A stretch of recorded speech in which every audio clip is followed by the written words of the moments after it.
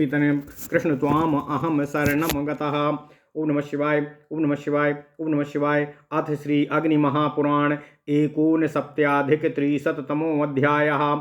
आत्यन्तिक प्रलय गर्भोत्पत्त्योर्निरूपणम्। ओम नमः शिवाय। ओम नमः शिवाय। ओम नमः शिवाय। अग्निरुवाच ओम नमः शिवाय। ओम नमो भगवते वासुदेवाय। ओम देवकी सुत गोविंद वासुदेव जगत्पते देहि मे तनियं कृष्ण त्वाम अहम शरणं गतः। अग्निरुवाच आत्यन्तिकं लयं वक्ष्ये ज्ञानदात्यान्तिको लयः। आध्यात्मिकादिसन्तापं ज्ञात्वा श्वस्य विरागतः। आध्यात्मिकस्तु सन्तापः शारीरो मानसो द्विधा। शारीरो बहुभिर्भेदैस्तापोऽसौ श्रूयतां द्विज। त्यक्त्वा जीवो भोगदेहं गर्भमाप्नोति कर्मभिः। अतिवाहिकसंज्ञस्तु देहो भवति वै द्विजो। केवलं सा मनुष्याणां मृत्युकाल उपस्थिते। याम्यै पुंभिर्मनुष्याणां तच्छरीरे द्विजोत्तमम्। नीयते याम्यमार्गेण नान्येषां प्राणिनां मुने। ततः स्वर्याति नरकं सा भ्रमेर्घोटयन्त्रवतो। कर्मभूमिरियं ब्रह्मान् फलभूमिरसो स्मृता। यमो योनिश्चा नरकान्निरूपयति कर्मणः। पूरणीयाश्च ते नैव यमं चैवानुपश्यताम्। वायुभूताः प्राणिनश्च गर्भते प्राप्नुवन्ति। यमदूतैर्मनुष्यस्तु नीयते तं चापश्यति। धर्मी न पूज्यते तेन पापिष्ठत्ताड्यते गृहे। शुभाशुभं कर्म तस्य चित्रगुप्तो निरूपयेत्। बान्धवानां शौचे तु देहे खल्वातिवाहिके। तिष्ठन्नयति धर्मज्ञ दत्तपिण्डासनं ततः। तं त्वत्त्वता प्रेतदेहं तु प्राप्यान्यं प्रेतलोकतः। वसेत् क्षुतधातृषा युक्तो आम श्राद्धान्यमुन्नरः। अतिवाहिकदेहात्तु प्रेतपिण्डैर्विना नरः। नाहि मोक्षमवाप्नोति पिण्डास तत्रैव सोऽश्नुते। कृते सपिण्डीकरणे नरः संवत्सरात् परम्। प्रेतदेहं समुत्सृज्य भोगदेहं प्रपद्यते। भोगदेहाबुभौ प्रोक्ता वशुभाशुभं संगितोः। भुक्त्वा तु भोगदेहेन कर्मबन्धान्निपात्यते। तं देहं परतस्तस्माद् भक्षयन्ति निशाचराः। पापे तिष्ठति चेत् वर्गं तेन मुक्तं तदा द्विजो। तदा द्वितीयं गृह्णाति भोगदेहं तु पापिनाम्। भुक्त्वा तु पापं वै पश्चाद्येन भुक्तं त्रिविष्टिपं।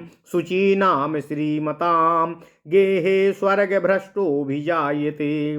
पुण्ये तिष्ठति चेत् पापं तेन भुक्तं तदा भवेत्।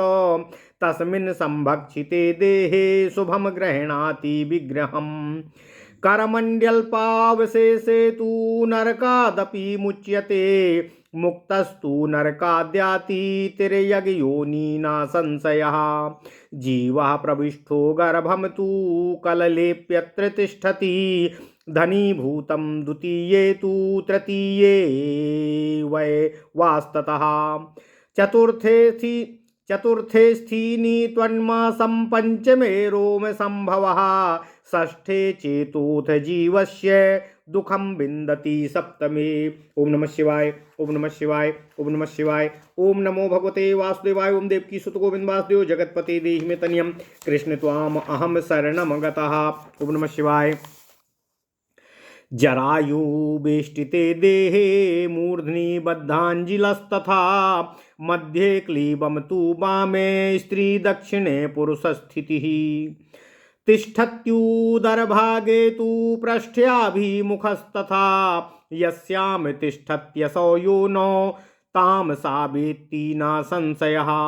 सर्वं चावेत्ति व्रतान्तमारभ्य नरजन्मनः अंधकारे च महतीं पीडां विन्दति मानवः मातुराहार पीतम तु सप्तमे मास्युपास्नुते अष्टमे नवमे मासी भ्रस मुद्विजते तथा व्यायावि व्याया व्या व्यावाय पीडामाप्नोति व्यायाय पीडामाप्नोति मातुर्व्यायाम के तथा व्याधिश्च व्याधितायां स्यान् मुहूर्तं शतवर्षवतो संतप्यते कर्मभिस्तु कुरुते स्थो मनोरथान् गर्भाद्वि निर्गतो ब्रह्मान् मोक्ष ज्ञानं करिष्यति सूतिवातैर्धो भूतो निःसरेद्योनि यन्त्रतः पीड्यमानो मासमात्रं कार्यस्पर्शेन दुःखितः खशब्दा क्षुद्र श्रोतांसी देहे श्रोतं विविक्तिता श्वासोच्छ्वासो गतिर्वायोर्क्रम संस्पर्शनम तथा अग्रे रूपम दर्शने स्यादूष्मा पंक्तिश्च पित्तकम मेधा वर्णम बलम छाया तेजः शौर्यम शरीर के जलात् स्वेदश्च रसनम देहे वै संप्रजायते क्लेदो बसारसा रक्तं शुक्रमुक्त कफादिकं भूमिर्घ्राणं केशनखं रोमं च शिरसस्तथा मात्रजानी मृदून्यत्र त्वङ्मासा हृदयानि च नाभिर्मज्जा शक्रन् मेदः क्लेदान्यामाशयानि च पितृजानी शिरा स्नायुः शुक्रम चैवात्मजानि तु। ओम नमः शिवाय। काम क्रोधो भयम हर्षो धर्माधर्मात्मता तथा आकृति स्वर वर्णो तु मेहनाद्यम तथा चायतो तामसानी तथा ज्ञानम प्रमादालस्य तच्छुधा मोहमात् सर्ववैगुण्य शोकाया सभयानि च काम क्रोधो तथा शौर्यम यज्ञेप्सा बहुभाषिता अहंकारः परावज्ञा राजसानी महामुने धर्मेप्सा मोक्षकामित्वं पराभक्तिश्च केशवे दाक्षिण्यं व्यवसायित्यं सात्विकानि विनिर्दिशेतो चपलः क्रोधनो भीरुर्बहुभाषी कलिप्रियः स्वप्ने गगनश्चैव बहुवातो नरो भवेतो अकाल पलितः क्रोधी महाप्राज्ञो रणप्रियः स्वप्ने चादीप्तिमत् प्रेक्षी बहुपित्तो नरो भवेतो स्थिरमित्रः स्थिरोत्साह स्थिरांगो द्रविणान्वितः स्वप्ने जलसितालोकी बहुश्लेष्मा नरो भवेतो रसस्तु प्राणिना देहे जीवनम रुधिरम तथा लेपनम च तथा मासम मेह स्नेहकरम तु ततो धारणम त्वथी मज्जा स्यात् पूर्णम वीर्यवर्धनम शुक्रवीर्यकरम ह्योजः प्रणकृतज्जीव संस्थितः ओजः शुक्रात् सारतर्मापीतं हृदयोपगम षडंगम शक्थिनी बाहुर्मूर्धा जठरमीरितं षट्त्वचा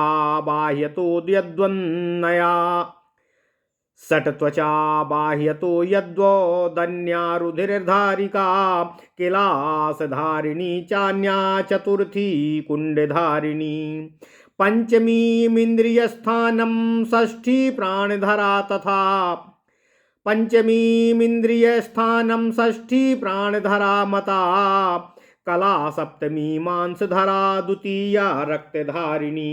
ओम नमः शिवाय। ओम नमः शिवाय। ओम नमः शिवाय। यकृत प्रलीहाश्रया चान्या मेदोधरा स्थिधारिणी मज्जा श्लेष्म पुरीषाणाम धरा पक्वाशय स्थिता षष्ठी पित्तधरा शुक्रोधरा शुक्राशया परा। ओम नमः शिवाय। ओम नमः शिवाय। ओम नमः शिवाय। ओम नमो भगवते वासुदेवाय। ओम देवकी सुत गोविंद वासुदेव जगतपते देहि मे तनियम कृष्ण त्वाम अहम शरणम गतः। अथ श्री अग्नि महापुराण 369वां अध्याय आत्यांतिक प्रलय एवं गर्भ उत्पत्ति विचार। ओम नमः शिवाय, ओम नमः शिवाय, ओम नमः शिवाय। ओम नमो भगवते वासुदेवाय। ओम देवकी सुत गोविंद वासुदेव जगतपते देहि मे तनियम कृष्ण त्वाम अहम शरणम गतः। अग्निदेव जी ने कहा, हे महामुनि वशिष्ठ जी, अब मैं आपसे आत्यंतिक प्रलय का वर्णन कर रहा हूँ। जिस समय जगत के आध्यात्मिक, आधिदैविक और आधि भौतिक संतापों को जानकर मनुष्य अपने से भी वैराग्य को प्राप्त हो जाता है, उस समय उसको ज्ञान होता है और इस ज्ञान से इस सृष्टि का आत्यंतिक प्रलय होता है। यही जीवात्मा का मोक्ष होता है। आध्यात्मिक संताप शारीरिक और मानसिक भेद से दो तरह का होता है। हे ब्राह्मण वशिष्ठ जी, शारीरिक ताप के भी अनेकों भेद होते हैं, उनको आप श्रवण कीजिए। जीव भोग देह का परित्याग करके अपने कर्मों के अनुसार पुनः गर्भ में प्राप्त होता है। हे वशिष्ठ जी, एक अतिवाहिक संज्ञक शरीर होता है, वह केवल मनुष्यों को मृत्युकाल उपस्थित होने पर ही प्राप्त होता है। हे विप्रवर वशिष्ठ जी, यमराज के दूत मनुष्य के उस अतिवाहिक शरीर को यमलोक के मार्ग से ले जाते हैं। हे मुने, दूसरे प्राणियों को ना तो अतिवाहिक शरीर की प्राप्ति होती है और ना वे यमलोक के मार्ग से ही ले जाए जाते हैं। इसके बाद यमलोक में गया हुआ जीव कभी स्वर्ग में और कभी नरक में जाता है। जिस प्रकार राहट नामक यंत्र में लगे हुए घड़े कभी पानी में डूबते हैं और कभी पानी से ऊपर आते हैं, उसी तरह जीव को कभी स्वर्ग और कभी नरक में बार बार भ्रमण करना पड़ता है। हे ब्राह्मण वशिष्ठ जी, यह लोक कर्म भूमि है और परलोक फल भूमि है। यमराज जीव को उसके कर्म अनुसार भिन्न भिन्न योनियों तथा नरकों में डाला करते हैं। यमराज ही जीवों द्वारा नरकों को परिपूर्ण बनाए रखते हैं। यमराज को ही इनका नियामक समझना चाहिए। जीव वायु रूप होकर गर्भ में प्रवेश करते हैं। यमदूत जिस समय मनुष्य को यमराज के पास ले जाते हैं, तत्पश्चात वे उसकी तरफ देखते हैं, उसके कर्मों पर विचार करते हैं। यदि कोई धर्मात्मा होता है तो वह अपने ग्रह पर उसको दंड देते हैं। चित्रगुप्त उनके शुभ और अशुभ कर्मों का विवेचन करते हैं। हे धर्म के ज्ञाता वशिष्ठ जी, जिस समय तक बंधु बांधवों का अशौच निवृत्त नहीं होता, तत्पश्चात तक जीव अतिवाहिक शरीर में ही रहकर दिए हुए पिंडों को भोजन के रूप में अपने साथ ले जाता है। इसके बाद प्रेतलोक में पहुंचकर प्रेत देह अर्थात अतिवाहिक शरीर का त्याग करता है और दूसरा शरीर अर्थात भोग देह पाकर वहां भूख प्यास से युक्त हो निवास करता है। उस समय उसको वही भोजन के लिए मिलता है जो श्राद्ध के रूप में उसके निमित्त कच्चा अन्न दिया जाता है। प्रेत के निमित्त पिंडदान किए बिना उसको अतिवाहिक शरीर से छुटकारा नहीं मिलता है। वह उसी शरीर में रहकर केवल पिंडों का भोजन करता है। सपिंडीकरण श्राद्ध करने पर 1 वर्ष के पश्चात वह प्रेत देह को छोड़कर भोग देह को प्राप्त करता। हे वशिष्ठ जी, भोग देह 2 तरह के बताए गए हैं, शुभ और अशुभ। भोग देह के द्वारा कर्म जनित बंधनों को भागने के पश्चात भोग देह के द्वारा कर्म जनित बंधनों को भोगने के पश्चात जीव मर्तलोक में पुनः गिरा दिया जाता है। उस समय उसके त्यागे हुए भोग देह को राक्षस खा जाते हैं। हे ब्राह्मण वशिष्ठ जी, यदि जीव भोग देह के द्वारा पहले पुण्य के फलस्वरूप स्वर्ग का सुख भोग लेता है और पाप भोगना शेष रह जाता है, तो वह पापियों के अनुरूप दूसरा भोग शरीर धारण करता है। परंतु जो पहले पाप का भोग कर पीछे स्वर्ग का सुख भोग करता है, वह भोग समाप्त होने पर स्वर्ग से भ्रष्ट होकर पवित्र आचार विचार वाले धनवानों के ग्रह में जन्म लेता है।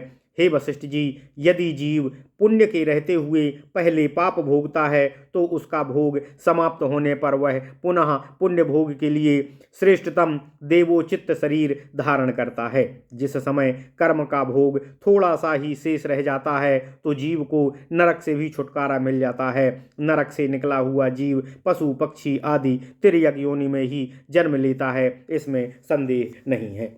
हे वशिष्ठ जी, मानव योनि के गर्भ में प्रविष्ट हुआ जीव पहले महीने में कलल अर्थात रजवीर्य से मिश्रित बिंदु के रूप में रहता है। दूसरे महीने में वह घनीभूत होता है, कठोर मांसपिंड का रूप धारण करता है और तीसरे महीने शरीर के अवयव प्रकट हो जाते हैं। चौथे महीने में हड्डी, मांस और त्वचा का प्राकट्य होता है। पांचवें महीने में रोए निकल आते हैं। छठे महीने में उसके अंदर चेतना आती है और सातवें से वह दुख का अनुभव करने लगता है।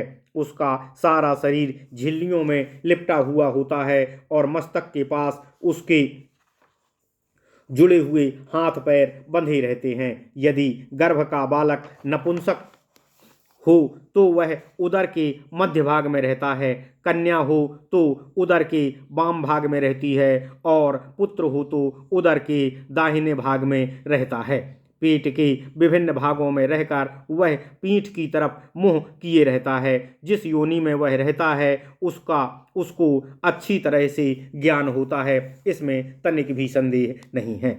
इतना ही नहीं, वह मनुष्य जन्म से लेकर वर्तमान जन्म तक के अपने सभी वृत्तांतों का स्मरण भी करता रहता है। गर्भ के उस अंधकार में जीव को बड़े बड़े कष्ट का अनुभव होता है। सातवें महीने में वह माता के खाए पिए हुए पदार्थों का रस भी ग्रहण करने लगता है। आठवें और नौवें महीने में उसको गर्भ के अंदर बड़ा उद्वेग होता है। मैथुन होने पर तो उसको और भी वेदना होती है। माता के अधिक परिश्रम करने पर भी गर्भ के बालक को कष्ट होता है। यदि माँ रोहिणी हो जाए तो बालक को भी रोग का कष्ट भोगना पड़ता है। उसके लिए एक मुहूर्त 2 घड़ी भी 100 वर्षों के समान हो जाती है। ओम नमः शिवाय। हे वशिष्ठ जी, जीव अपने कर्मों के अनुसार गर्भ में संतप्त होता है। फिर वह ऐसे मनेप्सित करने लगता है मानो गर्भ से निकलने में ही मोक्ष के साधनभूत ज्ञान के प्रयत्न में लग जाता है। प्रसूति वायु की प्रेरणा से उसका सिर नीचे की तरफ हो जाता है और वह योनि यंत्र से पीड़ित होता हुआ गर्भ से बाहर निकल आता है। बाहर आने पर 1 महीने तक उसकी ऐसी स्थिति रहती है कि कोई हाथ से छूता है तो भी उसको कष्ट होता है। खा शब्दवाच्य आकाश से शरीर के अंदर छोटे छोटे छेद, कान तथा शून्यता आकाश आदि उत्पन्न होते हैं। श्वासोच्छ्वास गति और अंगों को टेढ़ा मेढ़ा करके किसी का स्पर्श करना, ये सब वायु के कार्य हैं।